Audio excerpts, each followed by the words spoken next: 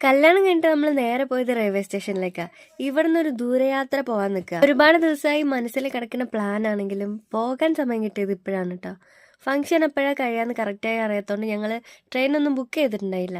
ഇവിടെ വന്നൊരു ലോക്കൽ ട്രെയിനിന് ടിക്കറ്റ് എടുത്തിട്ട് സമയം നോക്കി ഇങ്ങനെ ഇരിക്കുക. ഞങ്ങൾ ബിരിയാണിയൊക്കെ തിന്ന ക്ഷീണത്തിൽ എല്ലാവർക്കും മത്ത് പിടിച്ചിരിക്കുക. വണ്ടി ഒന്ന് വന്നാൽ മതിയേ എന്ന് പറഞ്ഞ് പ്രാർത്ഥിച്ചിരിക്കുക കേട്ടോ. അപ്പോഴാണ് നമ്മളെ മുമ്പിൽ ഒരു ട്രെയിൻ വന്ന് നിർത്തിയത്. നോക്കുമ്പോൾ ഇതും നമുക്ക് പോകാനുള്ള സ്ഥലത്തേക്കുള്ള അതേ ട്രെയിനാണ്.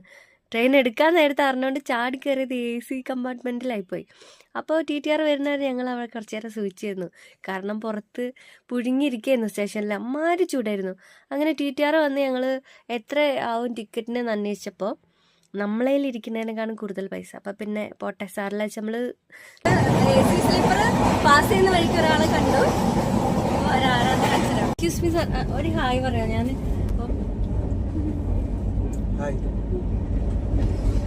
കിട്ടിയതൊരു വലിയ സർപ്രൈസ് ആയിരുന്നു. ഒരിക്കലും വിചാരിക്കാത്ത ഒരാളെ കൺമുന്നിൽ കണ്ടു. എല്ലാവരും പറയുന്ന പോലെ തന്നെ ഒരു പാവ മനുഷ്യനാണ് കേട്ടോ അത്. അപ്പോൾ ഞങ്ങൾ കൂടെ ഇരുന്ന് ഫോട്ടോ ഒക്കെ എടുത്ത് വന്നു. ഞാൻ എന്താ എൻ്റെ ഈ കൈ ഇങ്ങനെ നോക്കണമെന്ന് അറിയോ? പണ്ട് 10ാം ക്ലാസ് പഠിക്കുന്ന സമയത്താണ് മായാമോഹിനി ഇറങ്ങിയത്. അപ്പോൾ എല്ലാവരും എന്നെ ഇങ്ങനെ കളിയാക്കിയിരുന്നു, ഇങ്ങനത്തെ കളറുകൾ കേട്ടോ മായാമോഹിനീൻ്റെ കൈ എന്ന് പറഞ്ഞിട്ട്. അങ്ങനെ ഞങ്ങൾ AC ചാടി ജനറലിലോട്ട് എത്തി. ഭാഗ്യത്തിന് അവിടെയും തിരക്കുന്നുണ്ടായില്ല. അതുകൊണ്ട് ഇരുന്നും കിടന്നും നന്നായി സൂചിച്ചു പോയി. വർഷങ്ങൾക്ക് ശേഷം പത്മനാഭന്റെ മണ്ണിൽ